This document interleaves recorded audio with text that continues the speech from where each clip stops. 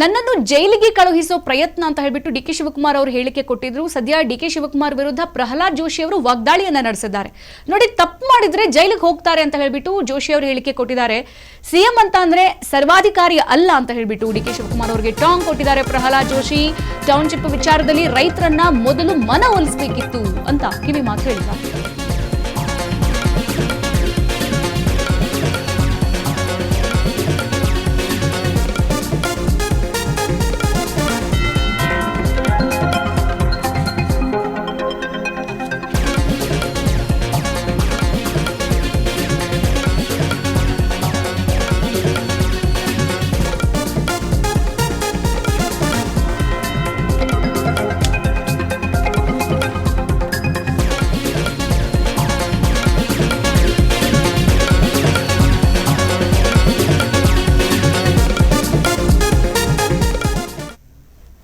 ನನ್ನನ್ನ ಜೈಲಿಗೆ ಕಳುಹಿಸೋ ಪ್ರಯತ್ನ ಅಂತ ಹೇಳಿಬಿಟ್ಟು ಡಿಕೆ ಶಿವಕುಮಾರ್ ಅವರು ಈ ಹಿಂದೆ ಹೇಳಿಕೆ ಕೊಟ್ಟಿದ್ರಲ್ಲ.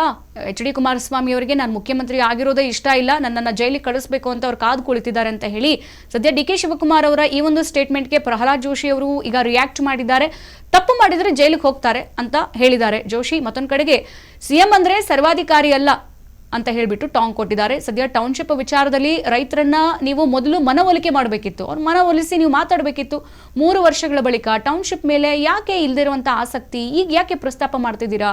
ಟೌನ್ಶಿಪ್ ಹಿಂದೆ ಏನಾದರೂ ಡೀಲ್ ಇದೆಯಾ ಅಂತ ಹೇಳಿಬಿಟ್ಟು ಕೇಂದ್ರ ಸಚಿವ ಪ್ರಹ್ಲಾದ್ ಜೋಶಿ ಅನುಮಾನವನ್ನು ವ್ಯಕ್ತಪಡಿಸಿದ್ದಾರೆ. ಕುಮಾರಸ್ವಾಮಿಯವರ ಆರೋಪಗಳಿಗೆ ಸ್ಪಷ್ಟನೆ ನೀಡುವಂತೆ ಜೋಶಿ ಅವರು ಇಲ್ಲಿ ಆಗ್ರಹವನ್ನು ಕೂಡ ಮಾಡ್ತಾ ಇದ್ದಾರೆ. ನೋಡಿ, ನನ್ನನ್ನು ಜೈಲಿಗೆ ಕಳುಹಿಸೋ ಪ್ರಯತ್ನ ಅಂತ ಹೇಳಿಬಿಟ್ಟು ನಿನ್ನೆ ಡಿಕೆ ಶಿವಕುಮಾರ್ ಅವರು ಎಚ್.ಡಿ. ಕುಮಾರಸ್ವಾಮಿ ಅವರ ವಿರುದ್ಧ ಸ್ಟೇಟ್ಮೆಂಟ್ ಅನ್ನು ಕೊಟ್ಟಿದ್ರು. ಇವತ್ತು ಕೇಂದ್ರ ಸಚಿವ ಮತ್ತೊಬ್ಬರಾಗಿರುವಂತಹ ಪ್ರಹ್ಲಾದ್ ಜೋಶಿ ಅದಕ್ಕೆ ರಿಯಾಕ್ಟ್ ಕೂಡ ಮಾಡಿದ್ದಾರೆ. ಬಿಡದಿ ಟೌನ್ಶಿಪ್ ಯೋಜನೆ ವಿಚಾರವಾಗಿ ಮುಖ್ಯಮಂತ್ರಿ ಡಿಕೆ ಶಿವಕುಮಾರ್ ಮತ್ತೆ ಈಗ ಕೇಂದ್ರ ಸಚಿವ ಪ್ರಹ್ಲಾದ್ ಜೋಶಿ ನಡುವೆ ವಾಕ್ ಸಮರ ಜಾಸ್ತಿ ಆಗ್ತಾ ಇದೆ. ನಿನ್ನೆ ಸುದ್ದಿಗೋಷ್ಠಿಯಲ್ಲಿ ಜೈಲು ನನಗೆ ಹೊಸದೇನಲ್ಲಪ್ಪ, ನನ್ನನ್ನ ಜೈಲಿಗೆ ಕಳುಹಿಸೋಕೆ ಸಂಚು ನಡೀತಾ ಇದೆ ಅಂತ ಡಿಕೆ ಶಿವಕುಮಾರ್ ಹೇಳಿಕೆ ಕೊಟ್ಟಿದ್ರು.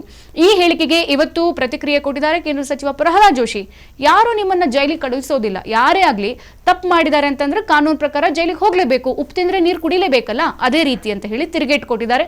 ಸದ್ಯ ಮುಖ್ಯಮಂತ್ರಿ ಅಂತ ಅಂದ್ರೆ ಸರ್ವಾಧಿಕಾರಿ ಅಥವಾ ಮಹಾರಾಜ ಅಲ್ಲ.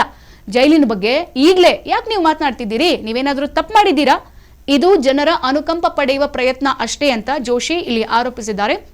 ಸದ್ಯ ಬಿಡದಿ ಟೌನ್ಶಿಪ್ ಯೋಜನೆ ಕುರಿತು ಮಾತನಾಡಿರುವಂತಹ ಜೋಶಿ, ರೈತರ ಜಮೀನನ್ನ ಸ್ವಾಧೀನಪಡಿಸಿಕೊಳ್ಳುವ ಮೊದಲು ಅವರ ವಿಶ್ವಾಸ ತಗೋಬೇಕಿತ್ತು ನೀವು.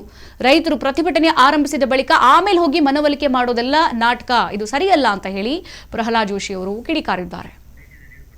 ಈ ಕುರಿತಂತೆ ಪ್ರಹ್ಲಾದ್ ಜೋಶಿ ಅವರು ಮಾತನಾಡಿದ್ದಾರೆ. ಬನ್ನಿ ಡಿಕೆ ಶಿವಕುಮಾರ್ ಅವರ ವಿರುದ್ಧ ಏನ್ ಜರ್ದಿದ್ದಾರೆ, ಏನ್ ಹೇಳಿಕೆ ಕೊಟ್ಟಿದ್ದಾರೆ ನೋಡ್ಕೊಂಬರೋಣ. ಬೆಂಗಳೂರು ಡೆವಲಪ್ಮೆಂಟ್ ಆಗ್ತದೆ ಮತ್ತು ಅದು ಒತ್ತಾಯಪೂರ್ವಕವಾಗಿ ಜನರ ಒಳ್ಳೆಯ ಭೂಮಿಯನ್ನ, ಕೃಷಿ ಫಲವತ್ತಾದ ಭೂಮಿಯನ್ನ ಕಸುಗೊಂಡೆ ಮಾಡೋದು ಅಂತಲ್ಲ, ಮಾಡದಿದ್ರೂ ಸಹಿತ ಜನರನ್ನ ಹೇಗೆ ಮನವೊಲಿಸೋದು, ನೀವೇನ್ ಬೇಕಾದ್ ಮಾಡ್ರಿ, ನನ್ನ ಕಡೆ ಪೊಲೀಸ್ ಫೋರ್ಸ್ ಇದೆ, ನಾನು ಮಾಡಿ ತೋರಿಸ್ತೀನಿ ಅನ್ನುವಂಥದ್ದು ರೀತಿನ ಇದು ಪ್ರಜಾಪ್ರಭುತ್ವನೇ ಇದು. ನಾನು ನೀವು ಹೆಂಗ್ ಕೊಡೋದಿಲ್ಲ ನೋಡ್ತೀನಿ ಅನ್ನುವಂಥ ರೀತಿ. ಆನಂತರ ಯಾವಾಗ ರೈತರು ತಿರುಗಿ ಬಿದ್ದರು, ಈಗ ಇಲ್ಲ ನಾನು ಒತ್ತಾಯಪೂರ್ವಕವಾಗಿ ಭೂಮಿ ವಶಪಡಿಸಿಕೊಳ್ಳೋದಿಲ್ಲ, ಯಾಕೆ ಜನರ ಜೊತೆಗೆ ಮೊದಲೇ ಮಾತನಾಡಲಿಲ್ಲ ನೀವು? ಅನೇಕ ರೀತಿಯ ಸಲಹೆ ಕೊಟ್ಟರು, ಯಾಕೆ ಸ್ವೀಕಾರ ಮಾಡಲಿಲ್ಲ? ಈ ಹಠ ಮತ್ತು ನನ್ನದೇ ನಡಿಬೇಕು, ನಾನು ಮುಖ್ಯಮಂತ್ರಿ ಅಂದ್ರೆ ನೀವು ಮುಖ್ಯಮಂತ್ರಿ ಅಂದ್ರೆ ಸರ್ವಾಧಿಕಾರಿ ಅಲ್ಲ ನೀವು. ಪ್ರಜಾಪ್ರಭುತ್ವದಲ್ಲಿ ಮಾತುಕತೆ ನಡೀಬೇಕು, ಪ್ರಜಾಪ್ರಭುತ್ವದಲ್ಲಿ ಒಬ್ಬರಿಗೊಬ್ಬರದು ವಿಷಯಗಳನ್ನು ಅರ್ಥ ಮಾಡ್ಕೋಬೇಕು, ವಿಚಾರಗಳನ್ನು ಅರ್ಥ ಮಾಡ್ಕೋಬೇಕು. ಡಿ ಕೆ ಶಿವಕುಮಾರ್ ಅವರು ಇವರು ಈ ರಾಜ್ಯದ ಮುಖ್ಯಮಂತ್ರಿ, ಅವರು ಈ ರಾಜ್ಯದ ಮಹಾರಾಜರಲ್ಲ. ಅವರು ಇದನ್ನು ಅವರು ಅರ್ಥ ಮಾಡಿಕೊಂಡು ತಮ್ಮ ನಡೆ ನುಡಿಗಳಲ್ಲಿ ಮತ್ತು ಇವತ್ತೇನು ಪರಮ ಭ್ರಷ್ಟಾಚಾರದ ಆರೋಪಗಳು ಬರ್ತಾ ಇದ್ದಾವೆ, ಇದರ ಬಗ್ಗೆ ಸ್ಪಷ್ಟನೆಯನ್ನ ಕೊಡಬೇಕು. ನೋಡಿ, ಬೆಂಗಳೂರು ಡೆವಲಪ್ಮೆಂಟು ಬಿಡದಿ ಮಾಡಿದಾಗ ಬೆಂಗಳೂರು ಡೆವಲಪ್ಮೆಂಟ್ ಆಗ್ತದೆ ಮತ್ತು ಅದು